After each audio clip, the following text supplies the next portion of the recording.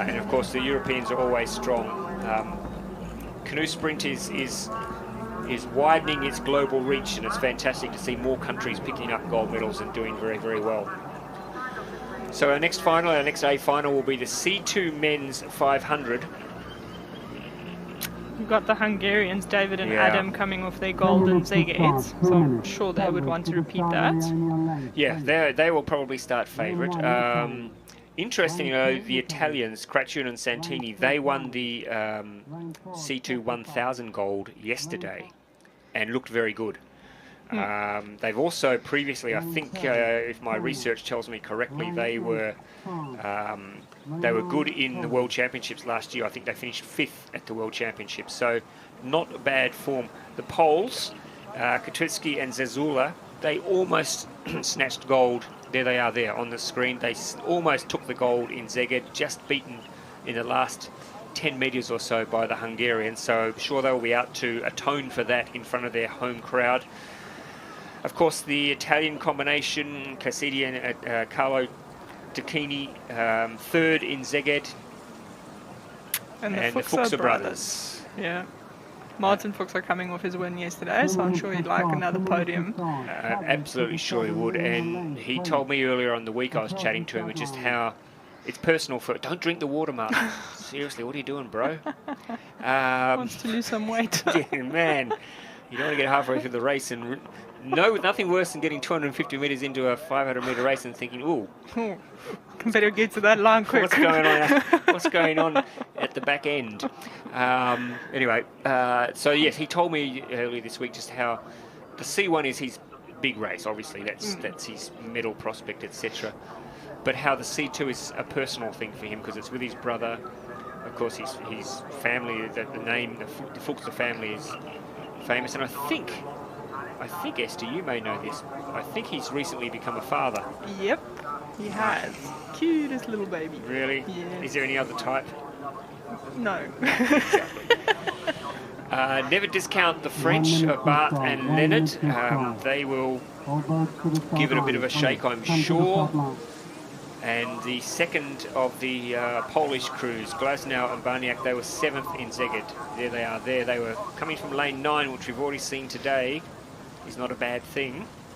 But they were 7th in Szeged, so they will be no slouches at all. But I think the athletes to watch, the Hungarians and the Italians and the first Polish crew of Kitewski and Zezula, and maybe if they can cause an upset, the Fuchs brothers, but it's a very good field. It is an Olympic event, folks, don't forget that. So, you know, these guys are all eyeing off Duisburg later this year. They're all eyeing off a quota to get to Paris next year.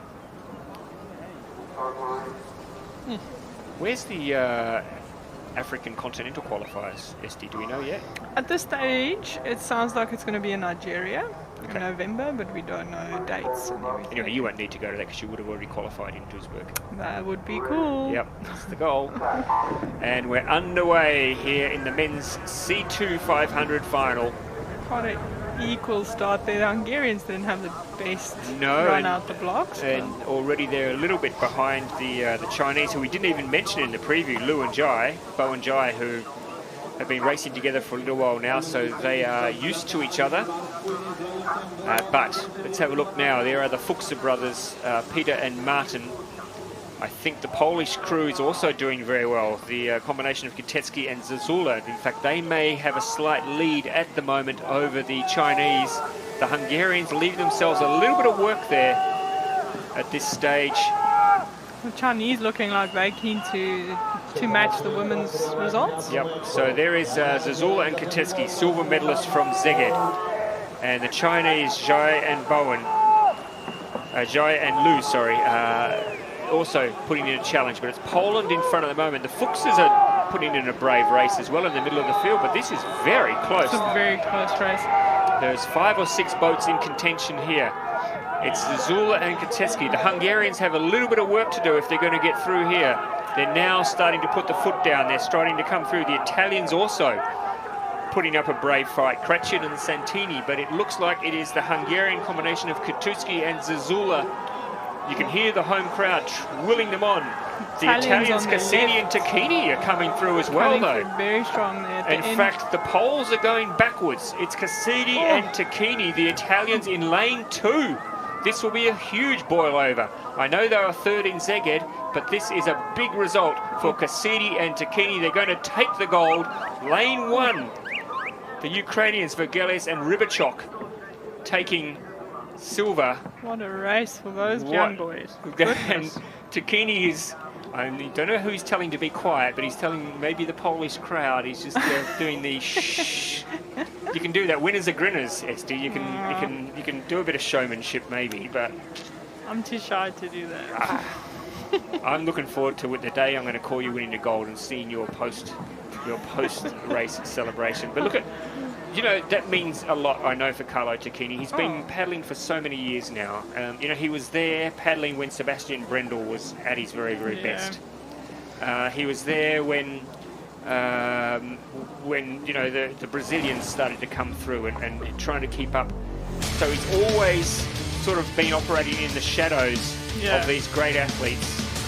Yeah, and it's nice to just come down, break through and be like, hey, I'm here. Also, look at them like being half a boat length behind and then coming up for such a spectacular finish in the last 100 meters. And he missed qualification for Tokyo, so I think the C2 represents a good opportunity for him to guarantee himself a place in Tokyo, and the strength of belief that they would have now, Esty, after coming, as you said, coming from a long way back there.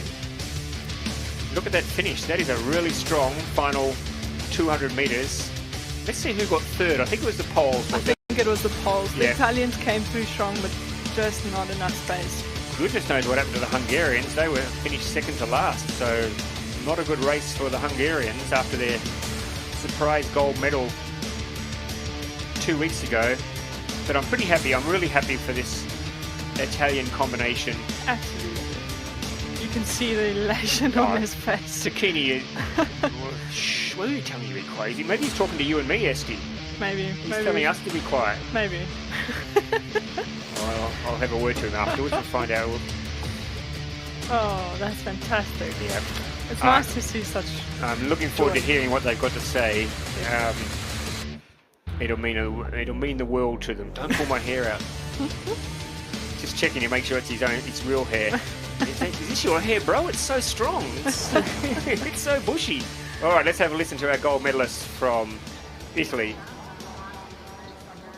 Congratulations, guys. Surprise finish. Is it a surprise for you as well? We're surprised to be in front, but not surprised of our our level. We knew that the C2 was fast, and we just needed to show it one more. So yeah, we're really happy about it. Were you able to perform how you planned? Yeah, the wind didn't help us for sure. It was a little bit side wind. We almost dipped at the end, but I guess it was enough. So, congratulations! Thank you very much. I guess that's always a factor with the C1. Hey, is a side wind. For the C2, or the C, Well, for any of the canoe disciplines, to be honest, it's tough enough keeping the boat straight with a rudder. I can't imagine what it should be like if we don't have one. For sure. So there we have confirmation. Cassini and Tacchini gold